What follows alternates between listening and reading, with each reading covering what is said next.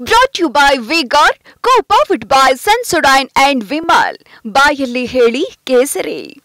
Associate sponsor Ultratech Cement. Co-sponsored by Saptagiri NPS University. India ಒಕ್ಕೂಟದಲ್ಲಿ ಇಡಿ IT ದಾಳಿಯ ಆತಂಕ ಶುರುವಾಗಿದೆ. ಯಾಕೆಂದರೆ ಸರ್ಕಾರ ರಚನೆ ಆದಮೇಲೆ ಈ ಇಂಡಿಯಾ ಒಕ್ಕೂಟದ ಯಾವೆಲ್ಲ ಅಂಗಪಕ್ಷಗಳಿದೆ ಅಂಗಪಕ್ಷಗಳ ಸಂಬಂಧಪಟ್ಟಂತೆ ಮಾಹಿತಿ ಬರ್ತಾ ಇದೆ. ಇನ್ಫ್ಯಾಕ್ಟ್ ಅವರಿಗೆಲ್ಲ ಆತಂಕ ಇದೆ. ನಿನ್ನೆ ನಡೆದಂಥ ಸಭೆಯಲ್ಲಿ ಈ ಆತಂಕವನ್ನು ಹೊರಹಾಕಿದ್ದಾರೆ. NDA ಸರ್ಕಾರ ರಚಿಸಿದರೆ ವಿಪಕ್ಷಗಳ ಮೇಲೆ ದಾಳಿ ಮಾಡಲಾಗುತ್ತೆ. ಇದನ್ನು ಮುಂದೆ ಕೂಡ ಮುಂದುವರಿಸ್ಬೋದು. ಈಗಾಗಲೇ ದಾಳಿ ನಿರಂತರವಾಗಿ ಆಗಿದೆ. ಹೀಗಾಗಿ ಮುಂದೆ ದಿನಗಳಲ್ಲೂ ಕೂಡ ಇದನ್ನು ಮುಂದುವರಿಸ್ಬೋದು. ಹಳೆ ಮಾದರಿ ಇಡಿ ಐಟಿ CBI ದಾಳಿ ಮುಂದುವರಿಸ್ಬೋದು. ಒಂದು ವೇಳೆ ದಾಳಿ ಮುಂದುವರೆದ್ರೆ ಹೋರಾಟ ನಡೆಸಬೇಕು. ಇಂಡಿಯಾ ಒಕ್ಕೂಟ ಒಗ್ಗಟ್ಟಾಗಿ ಸಮರ್ಥವಾಗಿ ಹೋರಾಡಬೇಕು ಹೀಗಂತ ಅಭಿಪ್ರಾಯಗಳು ವ್ಯಕ್ತವಾಗಿದೆ. ಒಟ್ಟಿನಲ್ಲಿ ಇಡಿ ಐಟಿಯ ಭಯ ಏನಿದೆ ಎಲ್ಲರ ಮೇಲೂ ಸಹಜವಾಗಿ ಇದಾಗೆ ಮುಂದಿನ ದಿನಗಳಲ್ಲಿ ಏನಾಗುತ್ತೆ ಅನ್ನುವಂಥದ್ದು ಕೂಡ ಸಹಜ ಕುತೂಹಲ ಇದೆ. ನಿನ್ನೆ ನಡೆದಂಥ ಸಭೆಯಲ್ಲಿ ಏನಿದೆ ಈ ಸಭೆಯಲ್ಲಿ ಇದು ತಗೊಳ್ಳೋಣ. ಇದು ಇನ್ವರ್ಟರ್ AC. ನೀವು ಗ್ಯಾಮ್ಲರ್ ಅಲ್ವಾ? ಗ್ಯಾಮ್ಲರ್ ಜೂಜಾಡ್ತಿರಲ್ವಾ? ನೀವು ಜೂಜಾಡ್ತೀರಾ? ಇಲ್ಲ, ಯಾರು ಏನು ಹೇಳಿದ್ರು ಅಂತ ನೀನು ಎಷ್ಟು ಕಾಸ್ಟ್ಲಿ ಹಾಗೂ ಡೆಲಿಕೇಟ್ AC ತಗೊಂಡು ಸ್ಟೆಬಿಲೈಸರ್ ತಗೊಳ್ಳಿಲ್ಲ ಅಂದ್ರೆ ಇದು ಜೂಜಾಟ ತಾನೇ. ಒಂದೇ ಫ್ಲಕ್ಚುಯೇಷನ್ ಗೆ ನಿಮ್ಮ ಇನ್ವರ್ಟರ್ AC ಪಾರ್ಟ್ಸ್ ಡ್ಯಾಮೇಜ್ ಆಗಬಹುದು. ಅದನ್ನು V-Guard ಉಪಯೋಗಿಸಿ ಸುರಕ್ಷಿತವಾಗಿರಿಸಿ. V-Guard, India's #1 stabilizer. ಈ ಎಲ್ಲ ವಿಚಾರಗಳು ಚರ್ಚೆ ಆಗಿದೆ.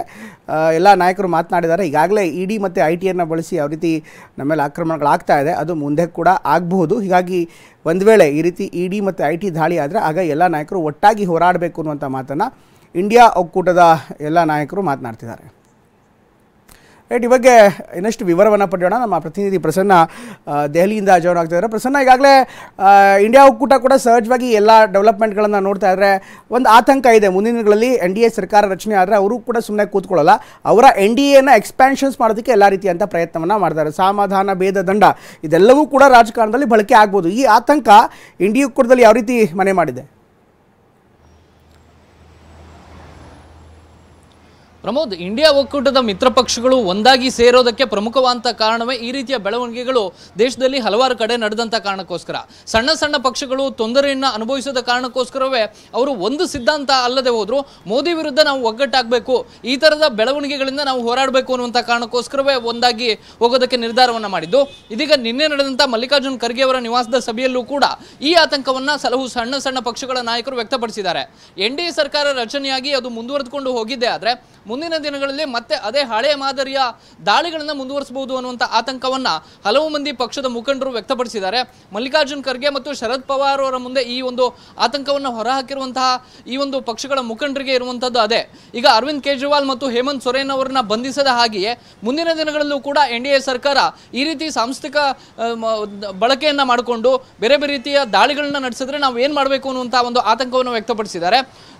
ಉದ್ಧವ್ ಠಾಕ್ರೆ ಕೂಡ ಇದೇ ಕಾರಣಕ್ಕೋಸ್ಕರ ಹೇಳ್ತಾ ಇದ್ರು, ಯಾರು ಮೋದಿಯಿಂದ ತೊಂದರೆಗೊಳಗಾಗಿದ್ದಾರೆ ಅಂತವರು ಒಗ್ಗೂಡಿ ಸರ್ಕಾರ ರಚನೆ ಮಾಡಬೇಕು ಅನ್ನುವಂಥ ಮಾತನ್ನ ಹೇಳ್ತಾ ಇದ್ರು.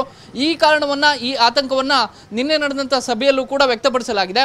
ಅಂತ ಸಂದರ್ಭಗಳು ಬಂದು ಒದಗಿದ್ದೆ ಆದ್ರೆ ಅಥವಾ ಯಾವುದೇ ರೀತಿಯ ಇಡಿ ದಾಳಿ, ಐಟಿ ದಾಳಿಗಳನ್ನ NDA ಸರ್ಕಾರ ಮತ್ತೆ ಈ ಅವಧಿಯಲ್ಲೂ ಕೂಡ ಮುಂದುವರಿಸಿದ್ದೆ ಆದ್ರೆ ನಾವು ಇದರ ವಿರುದ್ಧ ಒಂದು ಸಮಗ್ರವಾದಂತಹ ಹೋರಾಟವನ್ನು ರೂಪಿಸಬೇಕು ಅನ್ನುವಂಥ ಅಭಿಪ್ರಾಯವನ್ನ ನಿನ್ನೆಯ ಸಭೆಯಲ್ಲಿ ವ್ಯಕ್ತಪಡಿಸಲಾಗಿದೆ. ಪ್ರಮೋದ್, ಥ್ಯಾಂಕ್ ಯು ಪ್ರಸನ್ನ ಎಲ್ಲ ಮಾಹಿತಿಗಾಗಿ. Brought to you by V-Guard, co-powered by Sensodyne and Vimal. ಬಾಯಲ್ಲಿ ಹೇಳಿ ಕೇಸರಿ. Associate sponsor Ultratech Cement. Co-sponsored by Saptagiri NPS University.